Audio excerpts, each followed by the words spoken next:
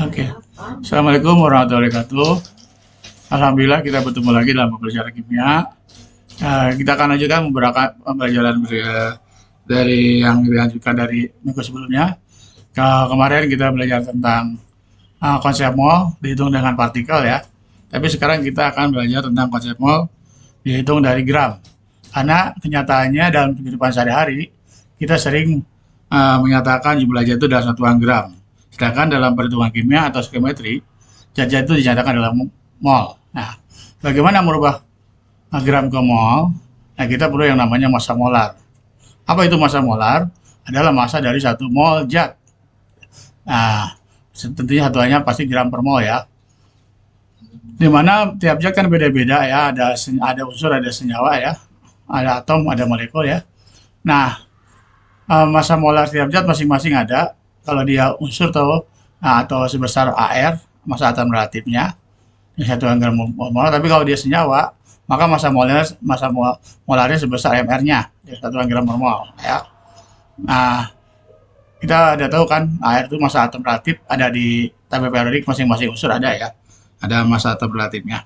Sedangkan kalau dia senyawa molekul, massa molarnya adalah gabungan dari semua air-airnya penyusun molekul tersebut ya, dari atom-atom penyusun molekul tersebut. Nah misalnya kalau ada besi airnya 56, ini ada di tabel periodik, tapi biasanya di soal dikasih tahu ya airnya berapa mol, misalnya ada berapa mol, berapa massa dari 1 mol Fe, berarti 56 gram per mol kan, berapa tuh 56 gram 1 molnya gitu ya. Jadi kalau 2 mol tentunya 2 kali 56. Tapi kalau 0,5 mol tentunya 0,5 kali 56. Nah, di sini dapatnya 28 gram ya. Jadi untuk menghitung gram itu adalah mol dikali massa molarnya gitu ya. Nah, ini kalau kebetulan di sini Fe unsur ya. Nah, sekarang kalau dibalik, masih tentang unsur, ada gramnya. Misalnya karbon ada 18 gram, ditanyakan berapa mol. Nah, dibalik ya. Kalau tadi kan molnya ada kan, ditanyakan berapa gram. Tapi sekarang gramnya ada, ditanyakan berapa mol. Maka caranya bukan dikali, jadi dibagi ya. Jadi si gram yang diketahui tadi dibagi dengan massa molar. Di sini karbon diketahui di tabel periodik massa molarnya 12 ya. Atau jadi 18 gram bagi 12 gram per mol, dapatnya 1,5 mol gitu ya. Nah, itu unsur ya. Sekarang kalau contohnya senyawa. Misalnya H2O air, di sini adanya 2 mol. Berapa gram masanya? Ya. Nah, 2 mol. Nah, tentunya air itu senyawa kan kita harus jumlahkan dulu atom-atomnya ya. Di mana di tabel periodik kita tahu H itu airnya 1, O sama dengan 16 ya. Jangan hanya ada 2 ya. 2 kali 1 tambah O 16 jadi totalnya 18. Jadi massa molar air itu adalah 18 gram per mol ya. Nah, itu kalau 1 molnya 18 gram. Jadi kalau 2 mol berarti 2 dikali 18 gram per mol. Dapatnya 36 gram. Nah, begitu berapapun jumlahnya ya. Sekian mol dikali massa molarnya ya. Nah, di sini karena dia molekul, kita cari dulu total MR-nya ya. Begitupun contoh yang molekul, misalnya NaOH, tapi sekarang diketahui gramnya. Gramnya ada, ditanyakan berapa mol. Nah, di sini gramnya ada 8 gram, NaOH ada berapa mol. Nah, karena dia molekul, kita harus cari dulu massa molar molekul tersebut atau MR-nya ya. Kita diketahui di tabel periodik Na itu kan 23, O 16, H itu 1, ditotalin sama dengan 40 ya. Nah, jadi massa molarnya adalah 40 gram per mol untuk NaOH. Nah, sekarang ada gramnya 8 gram. Supaya ke mol kan dibagi ya. Jadi 8 gram dibagi 40 gram per mol, dapatnya 0,2 mol. Nah, ini kalau misalnya ditanyakan mol ya, dibagi sekarang caranya. Nah, kira-kira kalau kita rumuskan sebagai berikut. Kalau ada mol, ditanyakan gram, tentunya dikali dengan massa molar atau air atau MR ya. Tapi kebalikannya kalau ada gram, ditanyakan mol, dibagi dengan massa molar atau MR ya. Nah, berikut ada contoh variasinya. Selain mencari mol, kita juga akan mencarikan rumus empiris senyawa tersebut ya. Misalnya di sini ya, diketahui ada 3 gram suatu senyawa Itu dari karbon, hidrogen, dan oksigen, di mana karbonnya 1,2 gram, hidrogen 0,2 gram, sisanya oksigen. Nah, sedangkan diketahui MR-nya 60. Ya, dan itu kan rumus empiris senyawa tersebut ya. Nah, kita tahu dulu komandannya masing-masing tadi, cari dulu.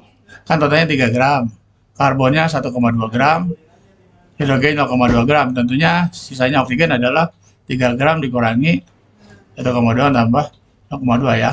Apa aja 3 gram kurangi 1,2 ya, atau sama dengan 1,4 sama dengan 1,6 gram. Nah, ketemu tuh massa oksigen adalah 1,6 gram. Nah, gram masing-masing unsur tadi, karbon 1,2 gram, hidrogen 0,2 gram, oksigen 1,6 gram, kita jadikan mol masing-masing. Karbon 1,2 gram dijadikan mol dibagi dengan massa molarnya itu 12 gram per mol, dapatnya 0,1 mol. Sedangkan hidrogen 0,2 gram dibagi massa molarnya itu 1 gram per mol. Ini ada di tabel periodik ya. Dapatnya 0,2 mol. Oksigen 16 gram dibagi massa molarnya 16 gram per mol, 0,1 mol. Nah, ternyata ini hubungannya adalah 0,1 mol karbon, 0,2 mol hidrogen, dan 0,1 mol oksigen. Atau perbandingannya 1:2:1. Nah, perbandingan terkecil ini ya, perbandingan terkecil namanya rumus empiris. Berarti karbonnya 1, hidrogennya 2, oksigennya 1. Nah, rumus empirisnya begini, C1 atau H2O1. Nah, kalau 1 nggak usah itu rumus molekulnya ya. Jadi CH2O ya. Nah, sekarang kita cari rumus molekulnya. Dikatakan tadi totalnya massa molekulnya adalah 60. Berarti C kita tahu kan 12. H itu kan 1 ya. 1 kali 2, 2. O itu 16. Totalnya adalah ini 30 ya. 30 dikali suatu faktor N, harus massanya 60. Berarti N-nya sama dengan 2 kan ya. Nah, berarti faktor N itu pengalinya ya untuk semuanya kan. Berarti si C-nya juga dikali 2 nanti, jadi C2, H-nya H2 dikali 2, jadi C4, O-nya 2 dikali 2, ya, O2, jadi C2H4O2. Nah, itu ketemulah rumus molekulnya ya. Di sini rumus empiris ketemu, rumus molekul juga ketemu, sesuai dengan yang dipertanyakan ya. Contohnya ini adalah menentukan rumus empiris senyawa. Juga ini dari suatu reaksi pembakaran. Ini reaksi pembakaran misalnya 2,3 gram senyawa yang mengandung CHO, hidrokarbon ya, itu menghasilkan 4,4 gram CO2 dan 2,7 gram H2O. Tentukan rumus empiris senyawa tersebut.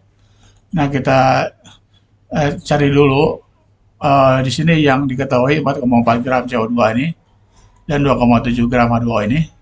Kita jadikan mol dulu nih. Jadi kalau CO2 yang 4,4 gram dibagi MR-nya itu 44 ya. Karena C itu kan ada 12, O itu ada 16 kali 2 ya. 32 jadi total 44 gram, dapatnya 0,1 mol. Dan H2O tadi ada 2,7 gram. Kita tahu MR-nya ada 18, dapatnya 0,15 mol. Nah, ini mol ini CO2 dan mol dari si H2O itu, ini bisa kita nyatakan sebagai koefisien ya, karena ingat perbandingan volume sama dengan perbandingan koefisien atau perbandingan mol sama dengan perbandingan koefisien. Maka kita buat persamaan reaksinya. Kalau pembakaran kan bereaksi dengan O2, CXHYOZ-nya itu tambah O2, yang namanya pembakaran pakai O2, dan hasil pembakarannya ada CO2 dan H2O kan. Nah, ini CO2-nya 0,1 mol, H2O-nya 0,15. Nah, ini 0,1 dengan 0,15 itu bisa diperbesar atau dibulatkan perbandingannya 2:3 ya. Jadi kita bisa buat CXHYOZ tambah O2 menjadi 2 CO2 dan 3 H2O, dan kita setarakan jumlah O dan H-nya. Di sini ada koefisien 2 ya. Berarti O-nya totalnya ada berapa nih? Dengan di sini 4 tambah 3, 7 ya. Sedangkan di sini udah 1, berarti tinggal 6 lagi, berarti 3O2. Ketemu ya, itu ya, 3O2. Nah, maka rumus empirisnya adalah Dan C-nya di sini ada 2 ya. Maka C-nya ada 2. H-nya di sini ada 6, maka hanya ada 6. Ketemulah C2H6O. Ya, itu rumus empiris senyawa tersebut. Ya. Nah, ini hitung persen-persenan nih pelajaran SMP ya. Berapa persen masing-masing unsur dalam satu molekul, misalnya dalam molekul H2O kan ada H, ada O kan. Berapa persen massa H tentunya adalah di sini kebetulan tanyakan berapa persen massa oksigen ya. Oksigen 16 kan. 16 kali totalnya 18 ya, berarti 16 per 18 kali 1% sama dengan 88,89%. Ini pelajaran SMP ya.